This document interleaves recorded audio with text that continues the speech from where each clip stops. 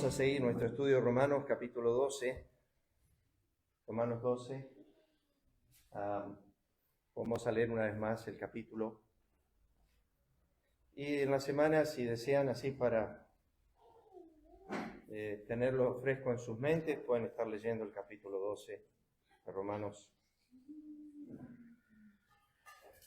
Es como el Espíritu, es interesante como el Espíritu sigue un patrón a través del apóstol Pablo en sus enseñanzas, a través de las epístolas. Y ya lo vamos a mirar a eso, pero dice así, Romanos 12, versículo 1. Así que, hermanos, versículo que ya estudiamos la semana pasada, os ruego por las misericordias de Dios, que presentéis vuestros cuerpos en sacrificio vivo, santo, agradable a Dios, que es vuestro culto racional.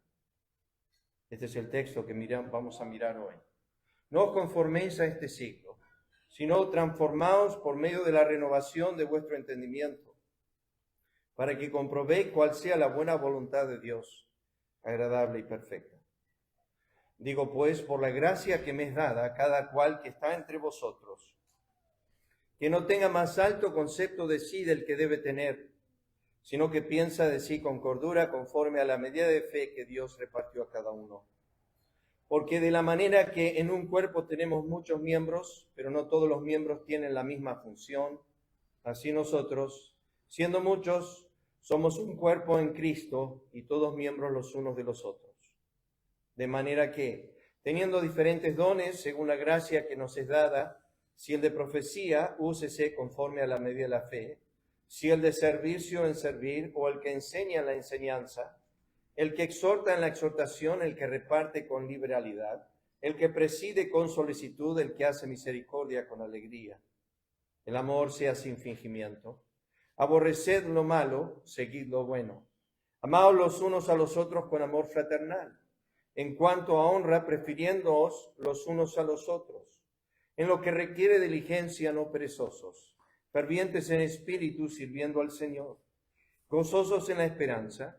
Sufridos en la tribulación, constantes en la oración, compartiendo para las necesidades de los santos, practicando, esa palabra practicar la he estudiado mucho, es la palabra perseguir, es una persecución, en realidad entregarse de lleno a esto, practicando la hospitalidad, bendecid a los que os persiguen, bendecid y no maldigáis, gozaos con los que se gozan, llorad con los que lloran, unánimes entre vosotros, no altivos, sino asociándoos con los humildes. No seáis sabios en vuestra propia opinión. No paguéis a nadie mal por mal. Procurad lo bueno delante de todos los hombres. Si es posible, en cuanto dependa de vosotros, estad en paz con todos los hombres. No os venguéis vosotros mismos, amados míos, sino dejad lugar a la ira de Dios. Porque escrito está, mía es la venganza, yo pagaré, dice el Señor. Así que, si tu enemigo tuviere hambre, dale de comer. Si tuviere sed, dale de beber, pues haciendo esto, ascuas de fuego amontonará sobre su cabeza. No seas vencido de lo malo, sino vence con el bien el mal. Vamos a orar antes de examinar las Escrituras esta mañana. Una vez más nos inclinamos ante ti, nuestro Dios. Es tu palabra la que procedió de tu boca, de tu corazón, para 1000 generaciones, son los pensamientos de Jehová. Son las palabras refinadas en un horno de plata 7 veces. Es, como dijo el salmista, tu palabra que es sumamente pura. Y como dijo el salmista, he considerado tus estatutos a ser sabios y perfectos en cuanto a todas las cosas. Esta es vuestra sabiduría, fue dicho a Israel, y vuestro entendimiento delante de las naciones. ¿Cuánto hay en tu palabra, oh Dios, para nuestras almas? Bendice ahora nuestro tiempo en tu palabra. Abre los oídos, los ojos de nuestro entendimiento, inclina nuestros corazones y también pedimos, oh Dios eterno, que concedas a tu siervo la libertad, el denuedo para poder compartir con humildad, con sencillez. Pedimos tu bendición en el nombre de Cristo. Amén. pobrecito, quiere entrar. Bien, este es el texto que deseamos desarrollar esta mañana. Un texto difícil. Difícil por varios motivos. Primeramente porque cuando yo lo he estudiado me doy cuenta cuán lejos estoy de esta verdad que establece el apóstol Pablo. Yo les dije al introducir la lectura que Pablo sigue un patrón y el Espíritu de Dios sigue un patrón a través de las epístolas, que es una prohibición, que es no conforméis a este siglo, y después un anhelo del apóstol Pablo, sino transformaos por medio de la renovación de vuestro entendimiento. El deseo principal es para que comprobéis, que es la palabra dokimazo en el griego, que significa probar con fuego, para ver si es real, verdadero, puro, para que comprobéis cuál sea la buena voluntad de Dios. Y hay un juego de palabras aquí en el griego, pues la buena voluntad o el placer de Dios es para nuestras almas agradable y perfecto, completo. O sea que fuera de la voluntad de Dios no necesitamos nada. Pero déjenme decirles esto a modo de introducción, que esta frase, no conforméis a este siglo, recorre, como dije, un patrón en las epístolas de Pablo, a los Efesios, a los Colosenses, a los Filipenses. No importa a quién Pablo escribía, siempre había un problema con el siglo presente. Siempre. Siempre había mundanalidad dentro del cuerpo de Cristo. Hace años atrás nos enseñaban una frase en el instituto que decía así: vi a la iglesia en el mundo y esto está bien. Vi al mundo en la iglesia y esto está mal. Vi a la iglesia en el mundo y esto está bien. Pero vi al mundo en la iglesia y esto está mal. No os conforméis a este siglo, que la palabra siglo ahí es una palabra que aparece mucho en el Nuevo Testamento, que tiene que ver con tiempo, que tiene que ver con el sistema de este siglo presente, en el cual todos nosotros, la mayoría de nosotros, que tenemos un poco de entendimiento, sabemos y entendemos que estuvimos ahí. Pablo dice a los Efesios en el capítulo 2, la cual anduvimos siguiendo la corriente de este mundo o de este siglo. Nosotros estuvimos ahí por mucho tiempo. Y Pablo dice esto: no os conforméis a este siglo, sino transformaos por medio de la renovación de vuestro entendimiento. Ahora, déjenme llevarles poco a poco con el tema. El no os conforméis de Pablo establece que ya lo estaban haciendo. Es como cuando Pablo dice a los Efesios, quítense de vosotros amargura. En realidad, ausenté una palabra: toda amargura, todo enojo, toda ira, toda gritería, toda maledicencia, toda malicia. Cuando Pablo dice no os conforméis, no es porque está estableciendo un principio nuevo, sino algo que está sucediendo dentro de la iglesia y viene como advertencia. De alguna forma, Juan el Bautista, que se crió en el desierto, cuando llega con su mensaje a Israel por primera vez, sin estar asociado a Israel, le dice: arrepentíos.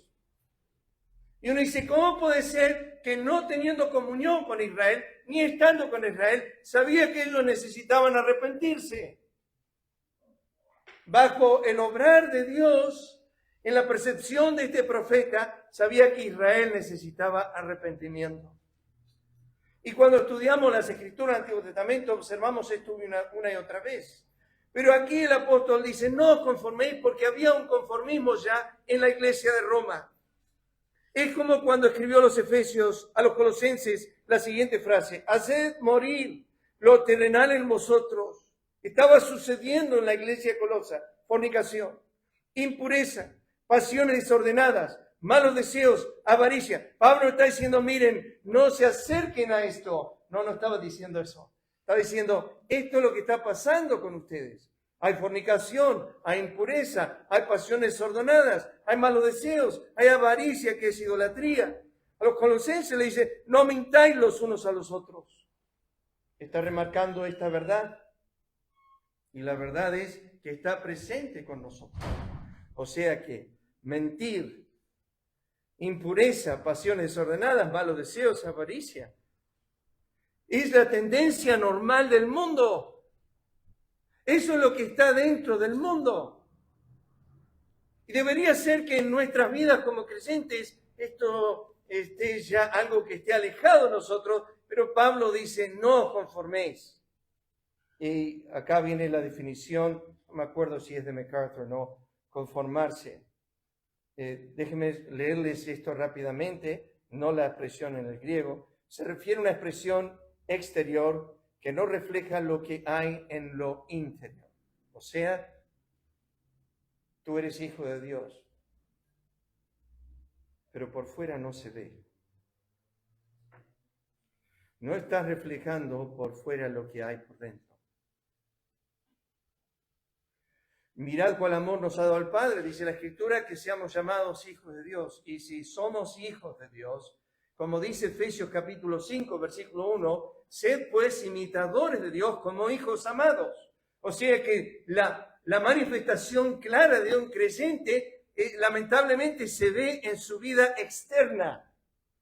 Y conformarse al mundo es algo externo, porque la palabra conformarse tiene que ver con algo externo.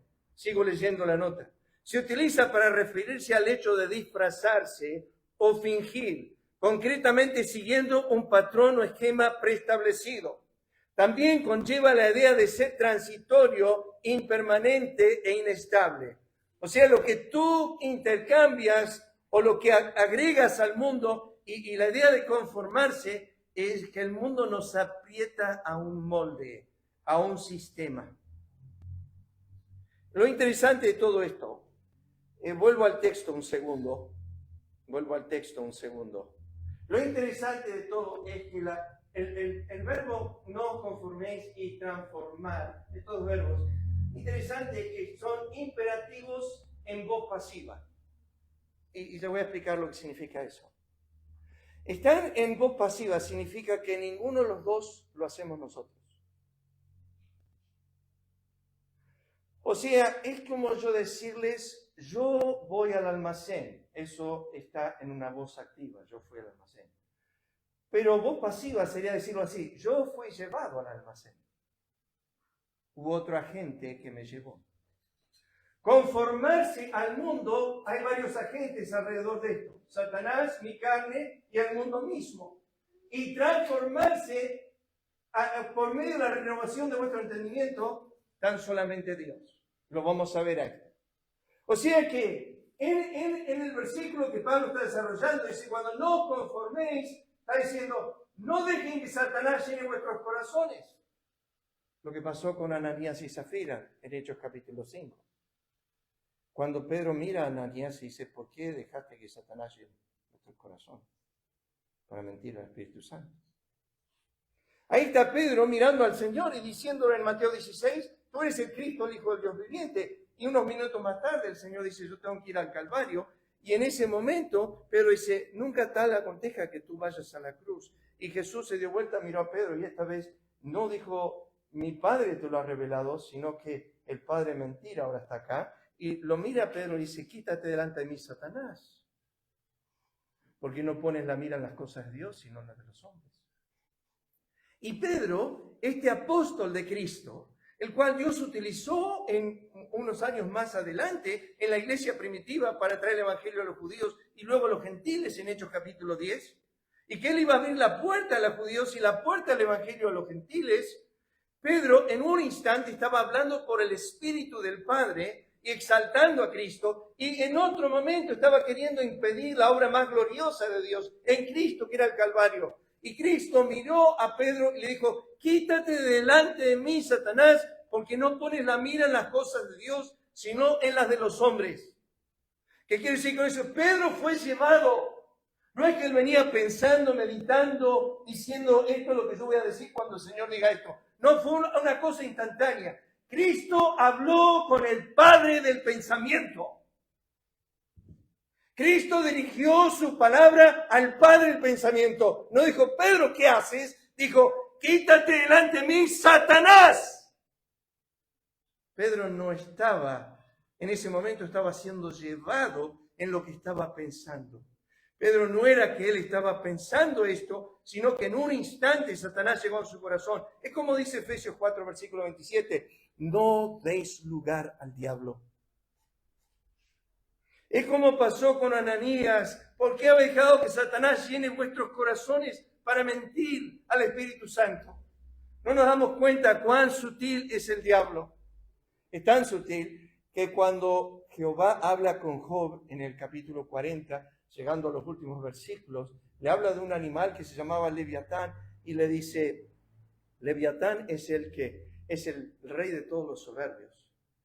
Y a Job por ahí le entró a la mente que comparando a Leviatán con Satanás, él había caído en manos del que juega con los hijos de los hombres. Dios lo hizo a Leviatán para que jugase en el mar. Tú no eres en ninguna forma o manera una persona que puede ser más astuto que el diablo. La Biblia nos dice de él que es astuto y fue su astucia que engañó a Eva.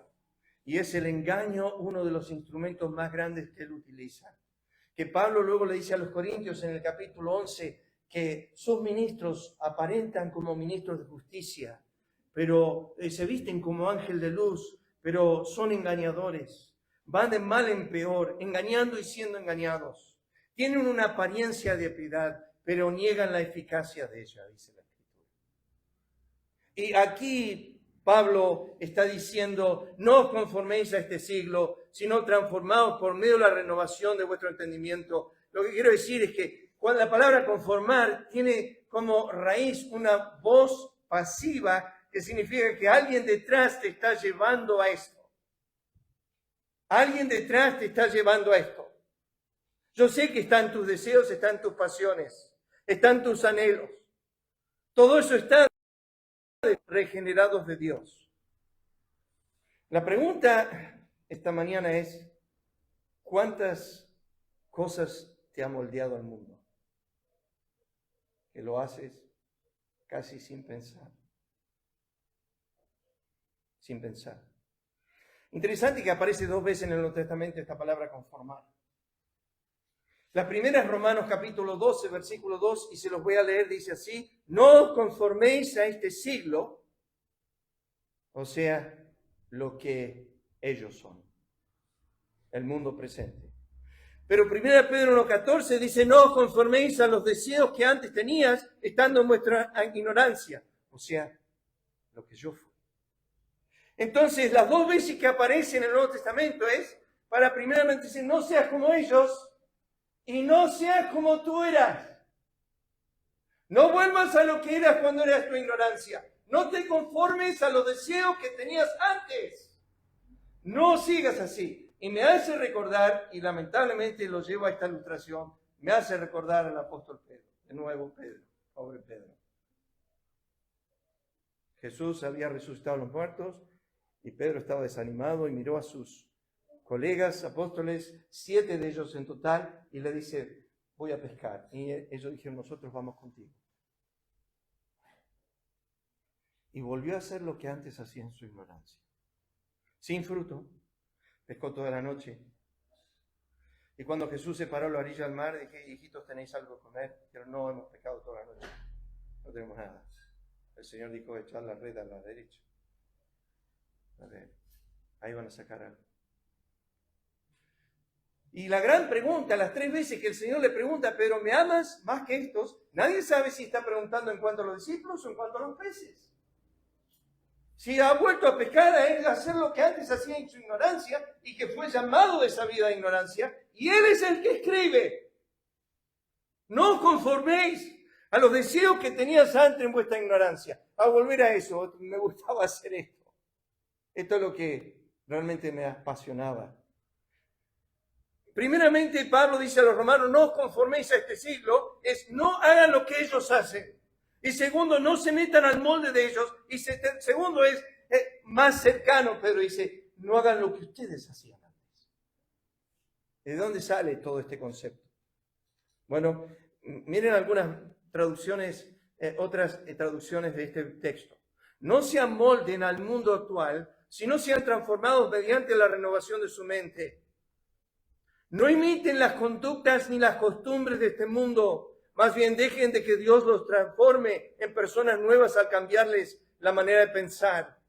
No vivan ya según los criterios del tiempo presente, al contrario, cambien su manera de pensar para que así cambie su manera de vivir y lleguen a conocer la voluntad de Dios. No os conforméis a este siglo. Déjeme llevarle a la historia bíblica sobre este tema. Primeramente, Éxodo 23:2, versículo que me persigue mucho a mí. No seguirás a los muchos para ser mal. Todos lo hacen. Usamos esa frase siempre, todos lo hacen. Y porque todos lo hacen significa que está bien. No me acuerdo cuál fue el santo que estaba delante de uno de los reyes, por ahí Lucas se acuerda, yo no me acuerdo de él, pero le dijo, todo el mundo está contra ti. ¿Alguien se acuerda de esa frase? Todo el mundo está contra ti. Y él dijo, entonces yo estoy contra el mundo. Después la buscan en internet y la encuentran enseguida. No me acuerdo cómo se llamaba el que lo dijo. Todo el mundo está contra ti. Y él dijo, bueno, entonces yo estoy contra el mundo. Escuchen, Dios cuando introduce a Israel a las tierras, dice, no andéis en las prácticas de las naciones, que yo estaré delante de vosotros, porque ellos hicieron todas estas cosas y los tuve en abominación. No andéis en la práctica. ¿Por qué dice esto Dios? Porque sé que van a andar. Sé que se van a querer conformar a estas prácticas. Porque todas estas abominaciones hicieron los hombres de aquellas tierras y fueron ante vosotros, y la tierra fue contaminada. Guardad pues mi ordenanza, no haciendo las costumbres abominables que practicaron ante vosotros, y no os contaminéis en ellas, yo Jehová vuestro Dios. La exhortación es, no os conforméis a la nación que estaba antes de ustedes aquí. No hagan lo que ellos hacían. Yo sé que el imperativo, todo imperativo en el Nuevo Testamento, hermanos, no puede realizarse aparte del poder de Cristo. Eso quiero que entiendan de lleno. Cuando el Señor da un imperativo es porque Él va a proveer el poder y la autoridad para poder realizarlo. Lo vemos desde introducción a sus discípulos. Sin mí nada podéis hacer, y un montón de otros pasajes que dan este entendimiento. Deuteronomio 18:9. Cuando entres a la tierra que Jehová tu Dios te da, no aprenderás a hacer según las abominaciones de aquellas naciones. Pero en las ciudades de estos pueblos que Jehová tu Dios te da por heredad, ninguna persona dejarás con vida, sino que los destruirás completamente. Y luego menciona las 7 naciones, como Jehová tu Dios te ha mandado, para que no os enseñen a hacer según todas sus abominaciones que ellos han hecho para sus dioses. Cuando Dios prohibía la mezcla que le pedía a Jero esta mañana que lea, 2 Corintios 6, versículo 14 en adelante, no os unáis en yugo desigual. En Deuteronomio 7, Dios es específico. ¿Por qué no quería que vos des tu hijo a su hija o su hija a tu hijo? Porque van a llevarlos a la idolatría. Hemos hecho la ilustración. Si yo estoy aquí parado arriba de la mesa y tú estás abajo, es más fácil para mí bajar que vos me bajes la mesa que yo te suba arriba. Es más sencillo para alguien, para un justo que está arriba queriendo vivir en la santidad, ser bajado a la inmundicia, que el que está en la inmundicia subir arriba. Yo no me olvido más de esto. Una ilustración que hizo el pastor Sher años atrás cuando pasó por nuestra iglesia en Ezeiza. Y puso una escalera en la pared. Y en la escalera, cada escalón iba marcando algo. Y dijo, en el escalón más arriba es la santidad. Y yo estoy acá arriba en la santidad, dice, usted me imagina arriba en el escalón más alto. Y dijo, si yo estoy allá arriba en la santidad y el escalón de acá abajo es fornicación, yo no me voy a tirar de allá arriba a caer allá abajo en la fornicación. Pero ¿qué voy haciendo? Voy bajando un escalón a la vez, así, conformándome un poquito cada vez. Y cuando llego abajo, a este escalón, y fornicación está acá en el piso, me es fácil saltar de esa altura a la fornicación, es simple. Oh, tú estás acá arriba en la altura y decís, yo no haría eso. pero bajando un escalón a la vez, sí. Esto fue el gran pecado de Israel. Ustedes se acuerdan, 1 Samuel capítulo 8, por tanto, constitúyenos ahora un rey que nos juzgue como tienen todas las naciones. Queremos ser iguales a ellos. No os conforméis a este mundo. Queremos ser igual a todas las naciones. Y luego en el versículo 20 dice, nosotros seremos también como todas las naciones. Queremos ser como ellos. Salomón en su sabiduría, escribiendo la sabiduría de Dios, dice esto, 1:15 Proverbios. Hijo mío, no andes en camino con ellos, aparta tus pies de sus veredas. Capítulo 4, versículos 14 y 15. No entres por la vereda de los impíos, ni vayas por el camino de los malos. Déjala, no pases por ella, apártate de ella. ¿Por qué estos mensajes de Dios a través de su sabiduría? No te asocies con ellos, no tengas partes con ellos. Alguien esta semana puso el versículo que me gusta tanto de Efesios capítulo 5, que dice, no habléis ni aún de las cosas que ellos hacen en secreto. O sea, no conversen del pecado de los hombres. No hablemos de lo que ellos hablan y hacen en secreto. No participen. ¿Por qué? Porque la naturaleza del creyente es esta. Juan 15:19. Si fuerais del mundo, el mundo amaría a los suyos. Pero porque no sois del mundo, antes yo os elegí del mundo, por eso el mundo os aborrece. Yo les he dado tu palabra. El mundo los aborreció, porque no son del mundo, como tampoco yo soy del mundo. Uno de los comentaristas esta semana que estaba leyendo hizo la ilustración del submarino que está en el agua y que está no aislado del agua. Nosotros no estamos aislados del mundo, pero sí estamos protegidos del agua. Si llega a entrar un poco de esa agua en el submarino, sonamos. ¿Tiene contacto con el mundo? Sí, está en el agua, está en el mar, pero el mar no está en él. Nosotros estamos en el mundo, pero no somos parte del mundo. Pero es impresionante, queridos hermanos, cuántas veces es difícil hacer la diferencia. Marcar la diferencia, ya lo voy a llevar a ese pasaje. Pero escuchen Romanos 13:13. Andemos como de día, honestamente. Y acá vienen los pares de Pablo. No en glotonerías y borracheras, no en lujurias y lascivias, no en contiendas y envidias, en los cuales anduvisteis en otro tiempo, siguiendo la corriente de este mundo. Estábamos ahí. Pablo decía, no anden así. Efesios 4 dice, esto pues digo y requiero del Señor que ya no andéis como los otros gentiles. ¿Cuántas epístolas, cuántos versículos? Todos hablando de lo mismo, el mismo patrón. No os conforméis a los deseos que tenías antes. No os conforméis al siglo, a este siglo. No anden así.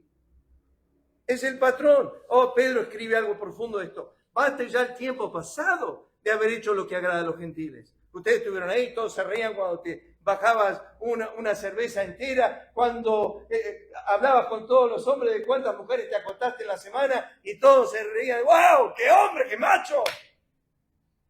Y ahora, Pedro dice, basta ya el tiempo que pasamos agradando a los hombres con nuestra conducta deplorable como ellos.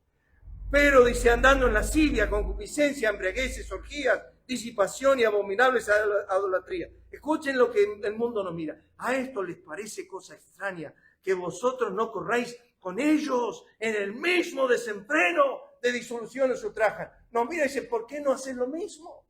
¿Por qué no seguís haciendo lo mismo? ¿Qué te pasó?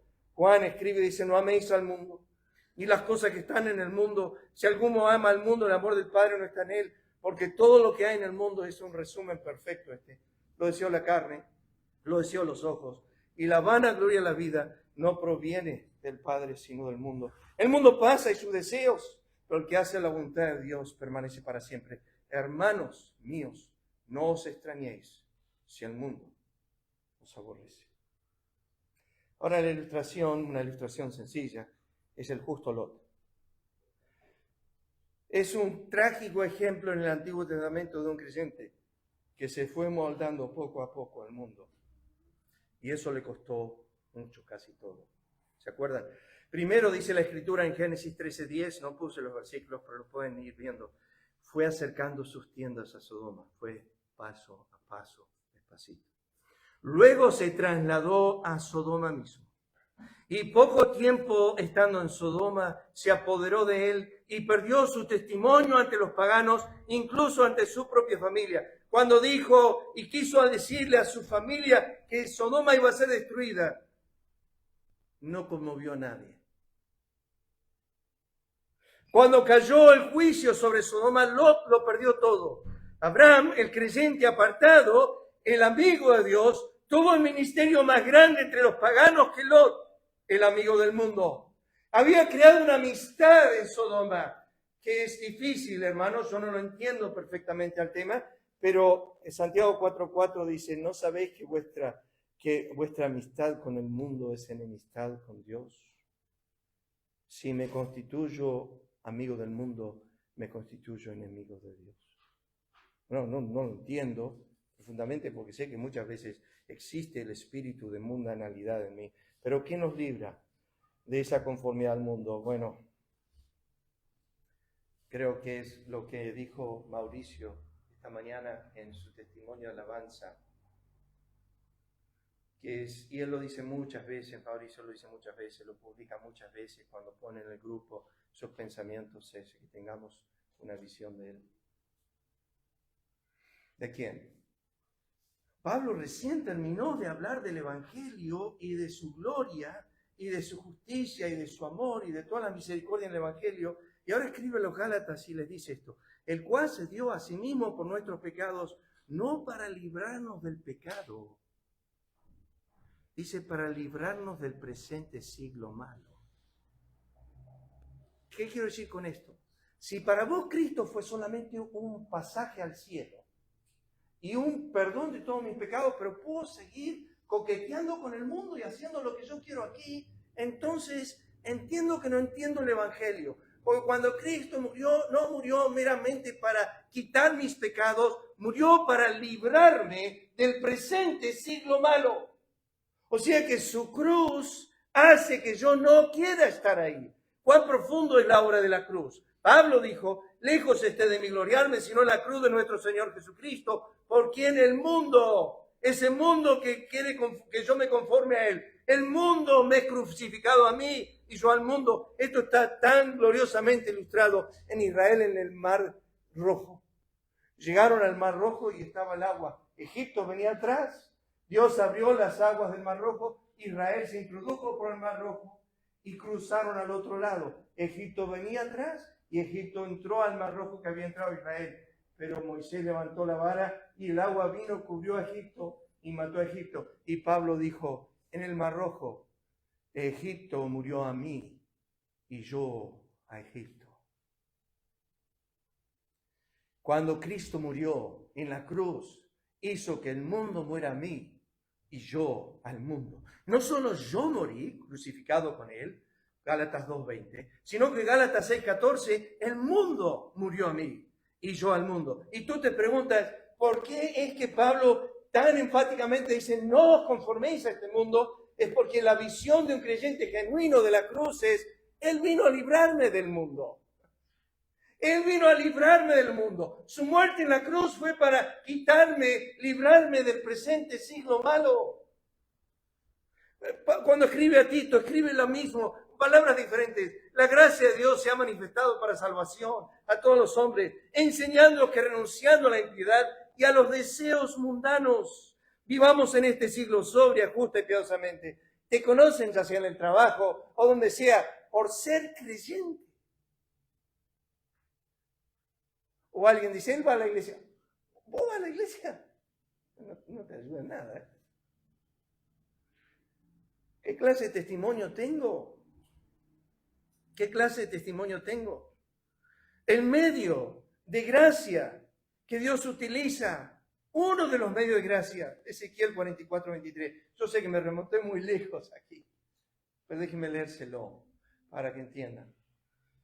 Y enseñarán a mi pueblo, estos son los sacerdotes, a hacer diferencia entre lo santo y lo profano.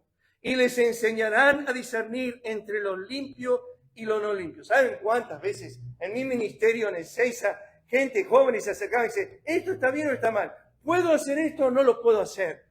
y yo los llevaba a las Escrituras. ¿Y sabe qué pasaba? Jeremías 44. Todo lo que Jehová diga que tú digas, lo haremos. Dice, se acercaron a pedirle a Jeremías consejo. Todo lo que Jehová diga que tú dices, haremos. Y Jeremías dice, no lo hagan porque está mal delante del Señor. No saben nada.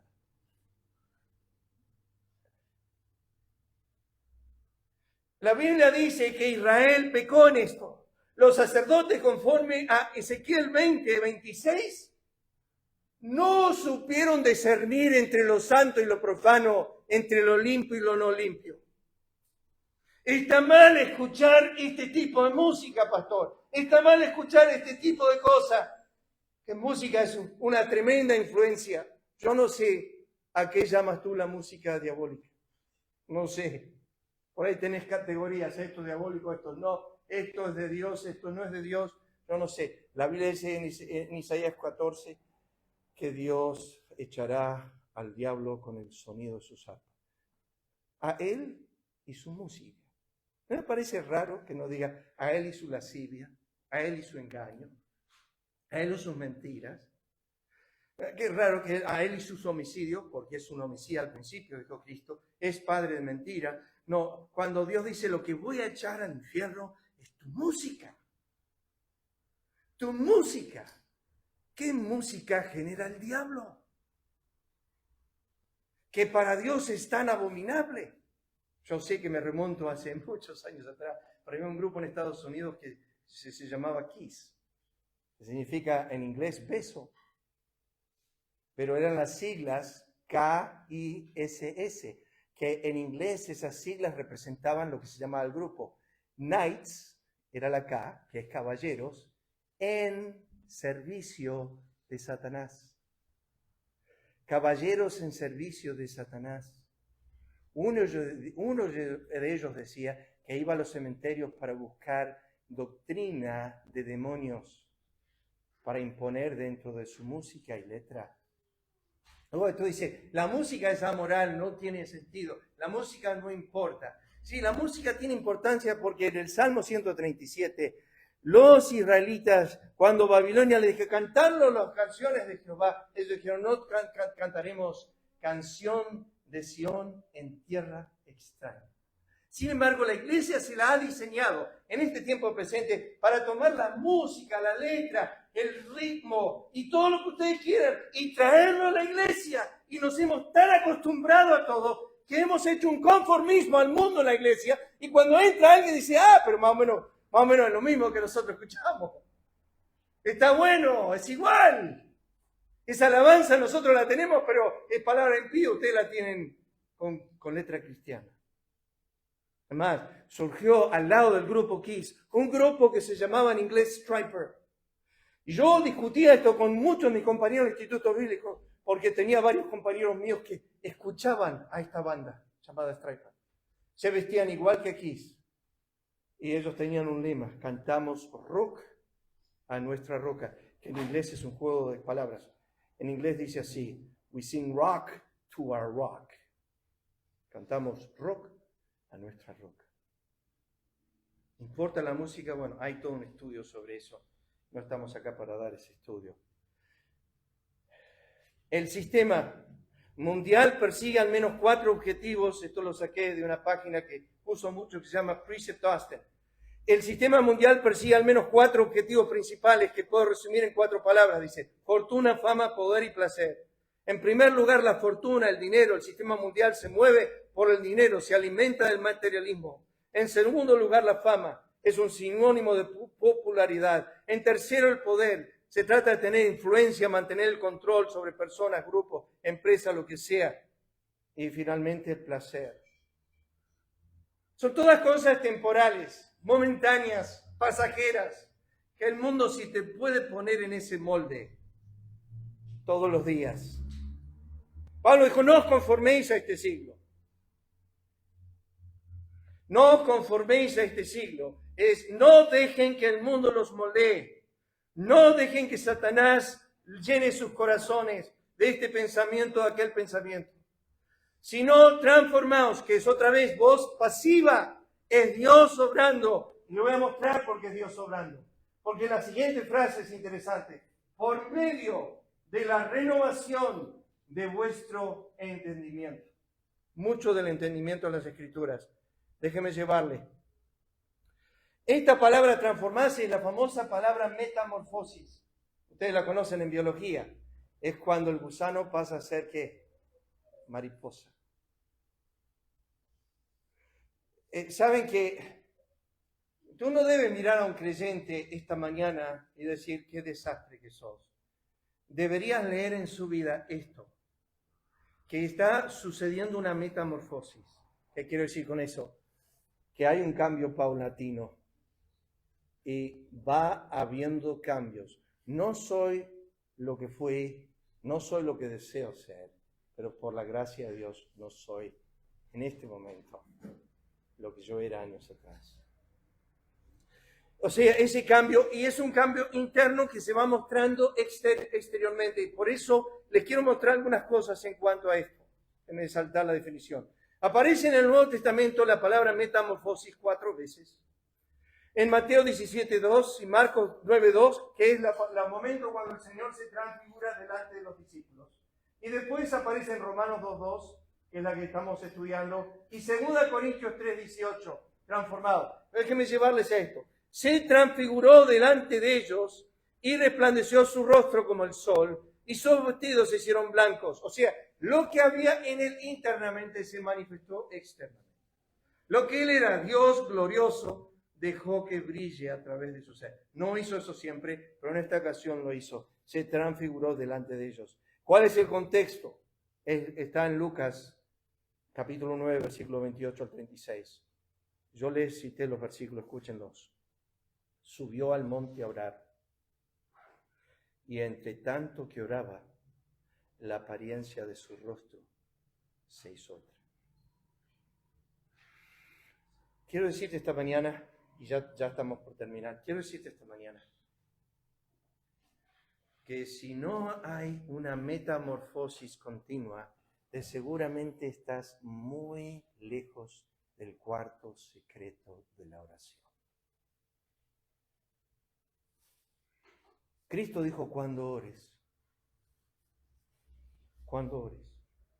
Es interesante que de todas las veces que el Señor oraba, casi siempre estaba solo. Es más interesante aún que las reuniones menos atendidas en nuestras iglesias son las reuniones de oración. En Estados Unidos se ha visto esa decadencia terrible, de 1200 el domingo a la mañana a 200 el domingo a la tarde y el miércoles para la recreación unos 12.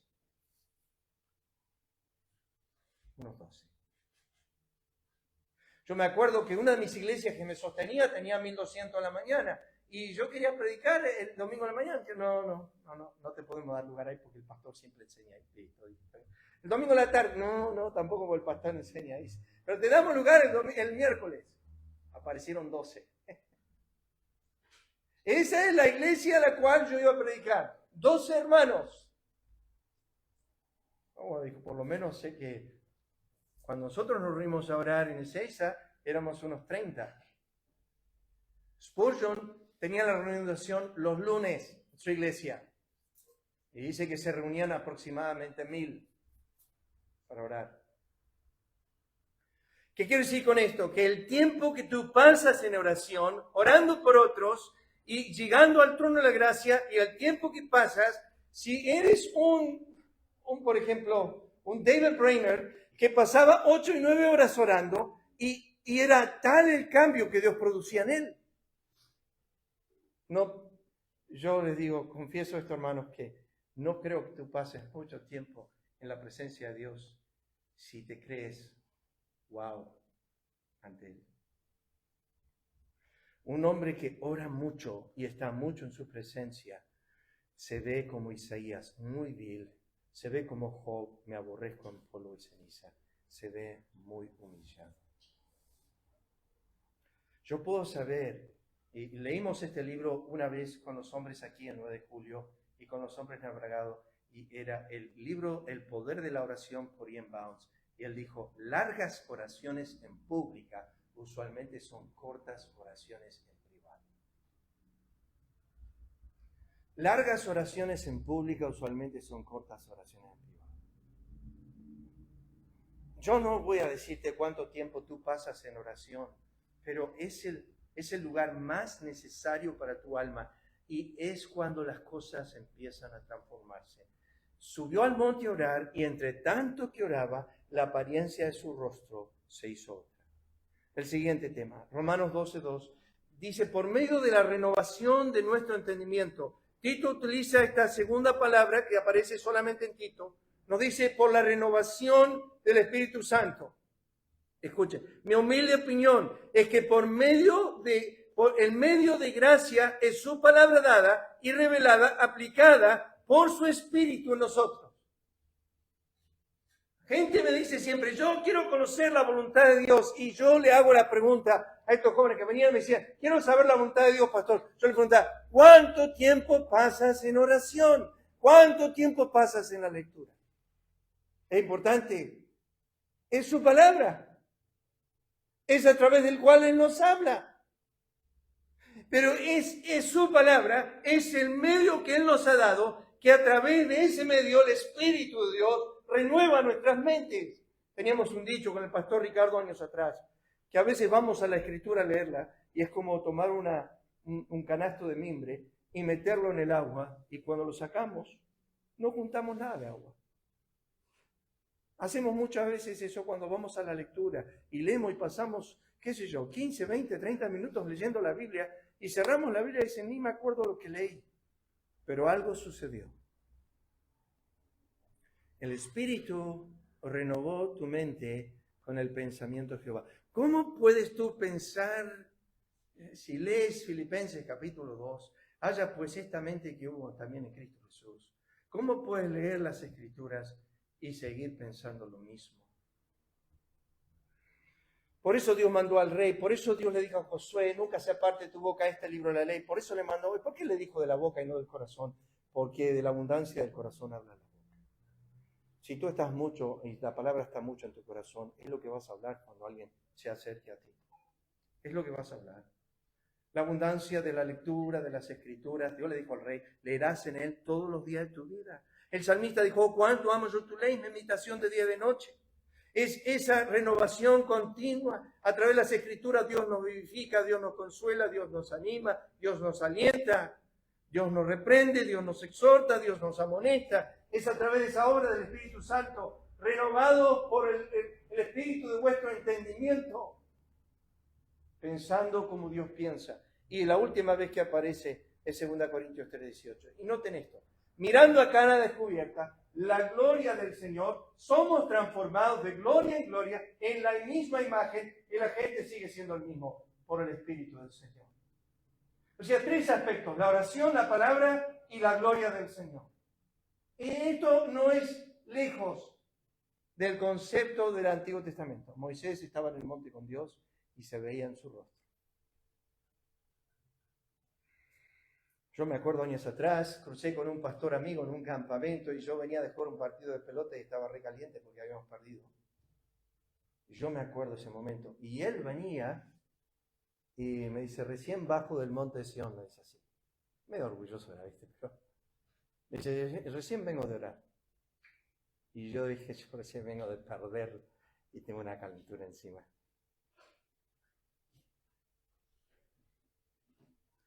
Seguramente en mi rostro no se veía la ternura, el amor, la paciencia del Señor. No os conforméis a este siglo, sino transformaos por medio de la renovación de vuestro entendimiento. Moisés, estando con Dios, reflejó esa relación en su rostro. David, dice la Escritura, anhelaba ver su hermosura y contemplar al Señor, lo dice Salmo 27. Una cosa he demandado a Jehová, esta buscaré, que yo, David, esté en la casa de Jehová todos los días de mi vida. El pastor de mi hermano Ramón años atrás dijo, David quería ser sacerdote antes que ser rey. Prefería estar en la casa de Jehová que estar en el palacio real. Oh, dice, los gorriones anidan ahí en tus altares. Oh, yo quisiera estar ahí, ser un portero en la casa de mi Dios, que vivir en las casas de maldad. David anhelaba, dijo en Salmo 63, que lo conocemos, dice, oh, para ver tu poder y tu gloria, como lo he contemplado. Una vez que tenés un pantallazo como Job de Jehová, o como Isaías de Jehová, o como Josué de Jehová, o como Pedro del Señor, y le tenés un pantallazo, o como Pablo del Cristo de gloria, una vez que tenés ese pantallazo, no querés ver otra cosa. No querés ver otra cosa, querés mirarlo a Él, que el Señor en su gloria sea lo que tú veas y que el Espíritu de Dios te lleve de gloria en gloria. La frase tiene que ver con un incremento en crecimiento. Voy creciendo en el conocimiento de su hermosura, de su gloria. Ya el mundo no me atrae. Estos son los medios que yo anoté, que Dios utiliza para la transformación, porque es Dios, es un imperativo en voz pasiva, es otro que lo hace. La oración, la lectura, la meditación, la visión por estos medios de su gloria. Esa visión creo que se transforma en esto. Pablo escribió y dijo, mirando las cosas que no se ven, que son eternas, poniendo los ojos en Jesús, Hebreos 12:2, poniendo la mira en las cosas de arriba, Colosenses 3, versículo 2. O sea, ahí están nuestros ojos. No os conforméis a este siglo. Ya hay mucho del mundo en nosotros. Hay mucho. Hay mucho en nuestros pensamientos, en nuestro hacer. Vivimos en este mundo, tenemos que lidiar con este mundo. Yo lo entiendo a eso. Todos luchamos con eso. Pero debería ser que un cristiano se marca no por su asociación con el mundo, sino su unidad a la persona de Cristo. Que se ve en su rostro la gloria de Jehová. Yo sé que he usado esta ilustración muchas veces y termino acá. Pero yo me levantaba a las 7 de la mañana, años atrás, para ir al colegio. En realidad para estudiar, para ir al colegio.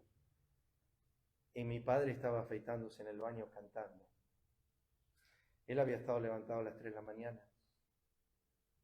Él tenía un gozo que yo no tenía. Pero yo lo vi en toda la vida de mi padre. Un gozo que yo no poseía. Y yo me preguntaba, yo conozco al Señor y conozco a Cristo, pero no tengo ese gozo que Él tiene. ¿Por qué no tengo ese gozo que Él tiene? Porque Él pasaba tiempo con el Dios que yo amaba. Yo no pasaba tiempo con ese Dios. Él sí. Él dedicaba las primeras 4 horas de la mañana a la oración y la lectura. Y a veces me decía, fue re desierto. Y otras veces me dijo esto, y no le miento. Él me decía, tenía temor de abrir mis ojos porque pensaba que lo iba a ver. Era tan dulce y tan profunda la comunión. Él me decía, a veces estaba 3 horas en oración y parecían 5 minutos. Otras veces parecía que había estado 3 horas y eran 5 nomás. La comunión íntima de Jehová es con los que le temen. ¿Han escuchado esa palabra de David en Salmo 25? La comunión íntima de Jehová es con los que le temen. Dios desea compartir, no sé qué está pasando, lo estoy tocando yo. La comunión íntima de Jehová es con los que le temen. Vamos a orar. Padre, te agradecemos por esta mañana, la resurrección, bendice tu palabra, ayúdanos a pensar en estas cosas. Cuán fácil es conformarnos, amoldearnos a este siglo presente con todas sus tentaciones, los deseos de los ojos, los deseos de la carne, la vanagloria y la vida. Pero tu palabra nos dice, el mundo pasa. El mundo pasa. Tu voluntad no. Pero el mundo sí. Todos sus deseos. Ayúdanos a pensar en esto como hijos del Altísimo. Con nuestra pasión, nuestro amor, nuestro tesoro ha pasado a ser algo eterno, no momentáneo. A no querer ganar todo el mundo y su gloria. A poder decir con Pablo cuántas cosas eran para mi ganancia, las he estimado como pérdida, para hallar a Cristo, ser hallado en Él. Padre eterno, Ayúdanos a contar todo este mundo como basura, para que Cristo pueda llegar a ser en nosotros el todo y en todo. Te agradecemos, pedimos tu bendición en el nombre de Cristo. Amén. Señor les bendiga, hermanos.